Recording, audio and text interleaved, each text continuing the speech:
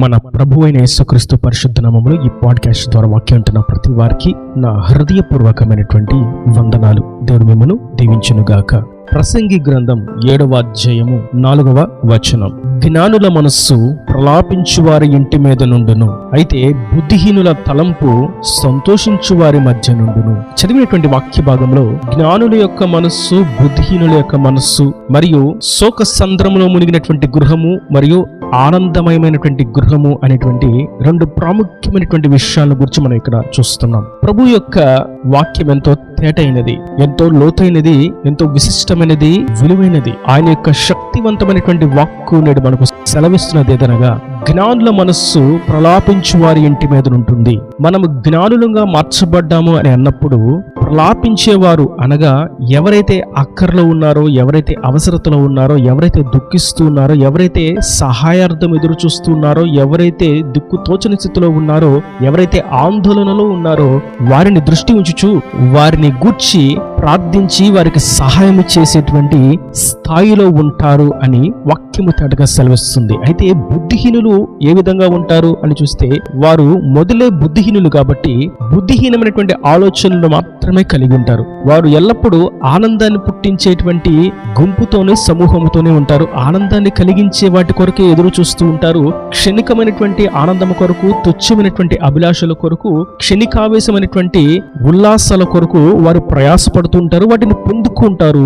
వాటిలోనే ఆనందం ఉన్నదని వారు అనుకుంటూ ఉంటారు. కారణం, వారు బుద్ధిహీనులు కాబట్టి వారి యొక్క దృష్టి, వారి యొక్క ఆలోచన అంతా ఎవరు ఆనందంగా ఉంటారు, ఎవరితో ఉంటే మనం సంతోషంగా ఉంటాం, ఎవరి దగ్గరికి వెళ్తే మనకు గౌరవం వస్తుంది, ఎవరి దగ్గర ఉంటే మనకు అక్కర్లు తీర్చబడతాయి, ఎవరి దగ్గరికి వెళ్తే మన అవసరతలు తీర్చబడతాయి, ఎవరి దగ్గరికి వెళ్తే మనల్ని హత్తుకుంటారు, ఎవరి దగ్గరికి వెళ్తే మనం ఆనందంగా సంతోషంగా ఉండగలుగుతాం, మన అవసరతలన్నీ తీర్చబడతాయని అటువంటి వాటి మీద దృష్టి ఉంచుతారు. అటువంటి కుటుంబాల మీద, అటువంటి బంధాల మీద, అటువంటి బాంధవ్యాల మీద, అటువంటి స్నేహాల మీద, అటువంటి ప్రేమల మీద వారు దృష్టి ఉంచుతారు. నేడు మనం గమనిస్తున్నట్లయితే ఇటువంటి ఆనంద గృహాల మీద దృష్టి ఉంచేటువంటి సన్నివేశాన్ని మనం అనేకము గమనిస్తూ ఉంటాం. ధనము కొరకు ఒకరిని ఒకరు ఇష్టపడుట, ధనాన్ని బట్టి విలువ ఇచ్చుట, ఉద్యోగాన్ని బట్టి విలువ ఇచ్చుట, వ్యాపారాన్ని బట్టి ఘనపరచుట, వ్యాపారంలో వచ్చిన లాభాలను బట్టి సన్మానించుట, ఇవన్నీ బుద్ధిహీనుడు చేసేటువంటి క్రియలు అని వాక్యము తేటగా సెలవిస్తుంది. ఎందుకంటే బుద్ధిహీనుడు మాత్రమే ఆనందంగా ఉండేటువంటి గృహాల మీద దృష్టి ఉంచుతాడు. అంత సవ్యముగా ఉండేటువంటి మార్గంలో సాగిపోదామని అనుకుంటాడు. అంతా నాకు నచ్చినట్టుగా జరిగేటువంటి మార్గములు వెళ్ళిపోదాం అని అనుకుంటాడు. అయితే జ్ఞాని ఆ విధంగా ఉంటాడు. జ్ఞాని ఎప్పుడు కూడా శోక సంద్రంలోను, దుఃఖకరమైనటువంటి అనుభవాల్లోనూ, అవమానాల్లోనూ సహాయం కొరకు ఎదురు చూచే వారి మీద దృష్టి ఉంచుతారు. ఎందుకంటే వీరు జ్ఞానులు కాబట్టి. ఈ జ్ఞానుల యొక్క మనస్సు మనం కొంచెం లోతుగా ధ్యానించినట్లయితే, వారు ప్రలాపించు వారి ఇంటి మీద ఎందుకు దృష్టి ఉంచుతారు అని చూసినట్లయితే, వారు అటువంటి అనుభవంలో నుండి వచ్చి ఉన్నారు కాబట్టి, అటువంటి దుఃఖం ఏ విధంగా ఉంటుందో వారికి తెలుసు కాబట్టి, అటువంటి బాధ ఏ విధంగా ఉంటుందో వారు ఎరిగి ఉన్నారు కాబట్టి, అటువంటి బాధలో ఉన్న వారిని వారు సులువుగా అర్థం చేసుకోగలుగుతారు. వారికి సహాయం ఇచ్చడానికి సంసిద్ధులుగా ఉంటారు. నేటి వాక్యం ఉంటున్నటువంటి నా ప్రియ సహోదరులారా, మనము జ్ఞానులముగా ఉండాలని వాక్యం సెలవిస్తుంది. మనం దేవుని యొక్క అనుభవాల్లో మనం ముందుకు సాగిపోవాలి. ఆయన ఆత్మ మనకు బోధించేటువంటి మార్గంలో మనం ముందుకు సాగిపోవాలి. ఆయన మనకు నేర్పించేటువంటి పాఠాలను మనం శిరస వహించాలి. ఆయన తెలియచేసినటువంటి ఉపదేశానికి మనం కట్టుబడి ఉండాలి. ఆయన చిత్తము చేయడానికి ఎల్లప్పుడూ సంసిద్ధమై ఉండాలి. అప్పుడు మాత్రమే మనం జ్ఞానముగా ఎంచబడతాం. ఆ మార్గంలో మనం అనుభవపూర్వకంగా మనం ముందుకు సాగగలుగుతాం.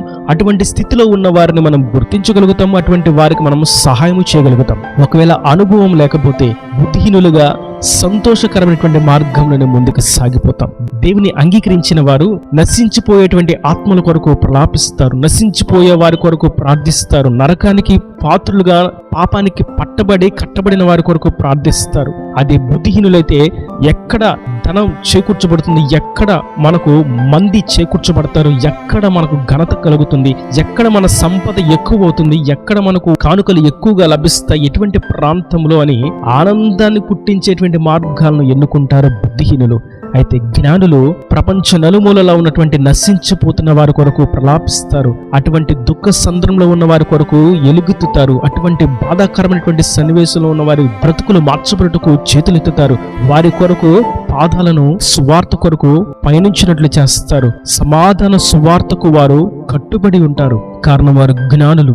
దేవుని యందు భయభక్తులు కలిగి ఉంటే జ్ఞానమునకు మూలము. ఆయన యందు భయభక్తులు కలిగిన వాడు నరకమును గూర్చి, నరకములకు వెళ్లే వారిని గూర్చి ఆలోచిస్తాడు. నశించిపోతున్న వారు రక్షించబడాలని ప్రార్థిస్తాడు. ఆయన యందు భయభక్తులు కలిగి ఉండకపోతే ఎటువంటి నష్టం ప్రాప్తిస్తుందో, దాని వల్ల కలిగేటువంటి ప్రమాదకరమైన భయంకరమైనటువంటి అగ్ని గంధకం ఏమిటో, దాని యొక్క పర్యావసానం ఎలా ఉంటుందో అటువంటి స్థితిలోకి వారు వెళ్ళకూడదని వారి కొరకు మొర్ర పెడతారు. నేటి వాక్యం వింటున్నటువంటి నా ప్రియ సహోదరులారా, మనము జ్ఞానుల యొక్క మనస్సును కలిగిన వారంగా ఉండాలని వాక్యము తడగా సెలవిస్తుంది. మనం బుద్ధిహీనుల యొక్క మనస్సు కలిగి ఉన్నట్లయితే అది మనకు ఏమాత్రము శ్రేయస్కరము కాదు. అందుకే సామెతల గ్రంథం 21వ అధ్యాయంలో మనం చూస్తాం, సుఖభోగముల యందు వాంఛగలవానికి లేమి కలుగును, ద్రాక్షరసమును నూనెయు వాంఛించువానికి ఐశ్వర్యము కలగదు. ఇలా ఆనందం కొరకు ప్రయాసపడేవారు, ఆనందం ఎక్కడుంటుందని వెతుక్కుంటూ వెళ్ళేవారు, ఆ ఆనందం ఏ నటనలో ఉంటుంది, ఏ హాస్యపు విషయాలలో ఉంటుంది, ఏ మాదక ద్రవ్యాలలో ఉంటుందని క్షణికమైనటువంటి ఆనందం కొరకు ప్రయాసపడతారో వారికి చివరకు లభించేది లేమి, బీదరికం, దారిద్ర్యత, ఐశ్వర్యము లేనటువంటి జీవితం. అయితే జ్ఞానుల యొక్క మనస్సును కలిగి ఉన్నట్లయితే నశించిపోయినటువంటి ఆత్మలను దేవుని యొక్క త్రిపుట చేత వచ్చేటువంటి ఆ నిజమైనటువంటి ఆనందము, దేవుని పరిశుద్ధాత్మ శక్తి చేత కలిగేటువంటి ఆ ఆనందము ఎల్లప్పుడూ వారిలో నిలిచి ఉంటుంది. ఆ ఆనందాన్ని ఎవరు దొంగిలించలేడు అని ప్రభు తెడగా సెలవిస్తున్నారు. మనం బైబిల్ గ్రంథంలో కొన్ని ప్రాముఖ్యమైనటువంటి విషయాలను గమనించినట్లయితే ఇర్మియా అంటాడు, ఇర్మియా గ్రంథం 9వ అధ్యాయం 1వ వచనములో, నా జనులలో హతులైన వారిని గూర్చి నేను దివారాత్రము కన్నీరు విడిచినట్లు నా తల జలమయముగాను నా కన్ను కన్నీళ్ల ఊటగాను ఉండునుగాక అని ఇర్మియా ఎందుకనేటువంటి ప్రార్థన చేస్తున్నాడని చూసినట్లయితే,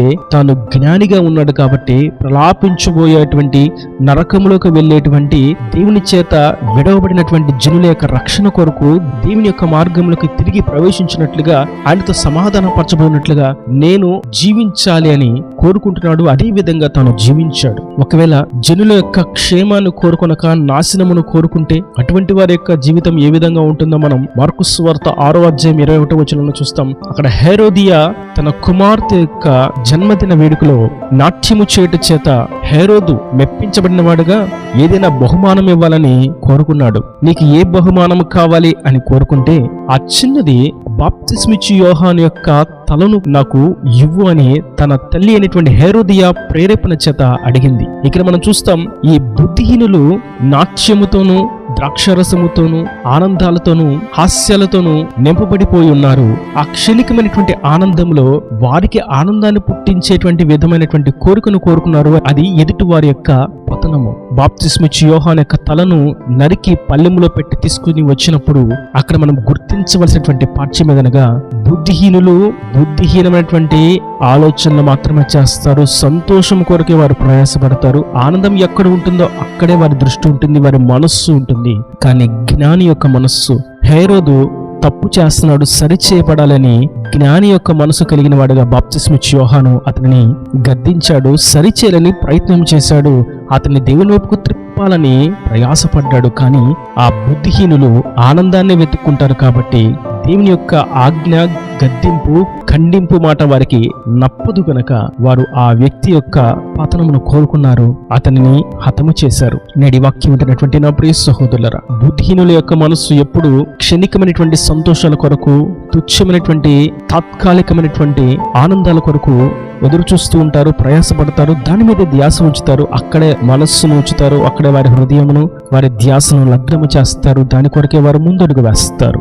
మనమైతే జ్ఞానుల యొక్క మనస్సును పొందుకున్న వారముగా నశించిపోతున్న క్రైస్తవులకు విరోధంగా రూపించబడుతున్న, సంఘాలను హింసిస్తున్న, యుద్ధాలను చేయడానికి పూనుకుంటున్న, కరువును రప్పించే విధంగా పనులు తలపెడుతున్న, స్త్రీలను అత్యాచారానికి గురి చేస్తున్న, బాలికలను ఇతర దేశాలకు అమ్ముతున్న, మాదక ద్రవ్యాలను గూఢాచారంగా అమ్మకాలు కొనుగోలు చేస్తున్న, పాపభూయిష్టమైనటువంటి పాపభరితమైనటువంటి భ్రష్టత్వంలో నిలిచిన వారి యొక్క రక్షణ కొరకు వారు విడుదల పొందినట్లు, వారు సైతం మారు మనసు పొందుకుని దేవుని వైపుకు త్రిప్పబడినట్లుగా, పరలోకానికి వారసులున్నట్లుగా, వారిని మనం దేవుని యొక్క సన్నిధికి నడిపించినట్లుగా మనం ప్రార్థన చేయవలసిన వారమై ఉన్నాము. అట్టి వారి కొరకు మనం మొరపెట్టవలసిన వారమై ఉన్నాము. మన దృష్టి వాటి మీద ఉంచవలసిన వారమై ఉన్నాము. అంతేకాని ఈ లోకంలో ఉన్నటువంటి ధనము కొరకు, పేరు ప్రఖ్యాతుల కొరకు, శరీర కోరికల కొరకు, మోసపూరితమైనటువంటి క్రియల కొరకు మనం ముందడుగు వేయక, వాటి మీద దృష్టి ఉంచక, మన మనోనేత్రాలు వెలిగించబడిన వారముగా అదృశ్యమైనటువంటి దేవుని యొక్క సంకల్పం నెరవేర్చుటకు మనం ముందుకు అడుగు వేయవలసిన వారమై ఉన్నాము. దేవుని స్వరూపంలోకి మనం మార్చబడిన వారముగా అనేకులను ఆయన స్వరూపులకు తీర్చిదిద్దే నడిపించేటువంటి బలమైన సాధనాలుగా దేవుని యొక్క అభిషేకంతో ముందుకు సాగవలసిన వారమై ఉన్నాము. ఈయన దేవుని మాటలు ప్రతి వారి హృదయంలో నీరుకట్టి ఫలింపచేయును గాక. ఆమేన్. God bless you. తనలో వంచి కన్నులు మూసినట్లయితే మీ కొరకు చిన్న ప్రార్థన. ప్రేమ స్వరూపి కరుణ కటాక్షం ఉన్న తండ్రి, నా ప్రభు వాక్యాన్ని ప్రతి వారిని మీ నిండాలుగా దీవించండి, ఆశీర్వదించండి. జ్ఞానుల యొక్క మనస్సు ప్రలాపించు వారి ఇంటి మీద ఉంటుందని, బుద్ధిహీనుల యొక్క మనస్సు తలంపు సంతోషం వెంబడి వెళ్తుందని మీరు సెలవిచ్చారు. నా తండ్రి, మేము జ్ఞానులముగా ఉండాలని, నశించిపోయే వరకు ప్రార్థించాలని, ప్రలాపించాలని మీరు సెలవిచ్చారు. నా తండ్రి, నీ చిత్తానుసారంగా వాక్యాన్ని ప్రతి వారు నశించిపోతున్న వారి కొరకు ప్రార్థించినట్లుగా, ఎక్కడ స్వార్థ అందట్లేదో, ఎక్కడ క్రైస్తవులకు విరోధంగా ఆయుధాలు రూపించబడుతూ ఉన్నాయో, ఎక్కడ సంఘములు హింసింపబడుతున్నావో వాటి కొరకు ప్రార్థించినట్లుగా కృప దయచేయండి. ఇక్కడ వారి ప్రతి అవసరతను కరుణి మహిమశలో తీర్చి నీ రాకడ రాజ్యాన్ని సిద్ధపరచమని యేసు పరిశుద్ధ నామమున ప్రార్థించి వేడుకుంటున్నాను తండ్రి. ఆమేన్. ఆమేన్.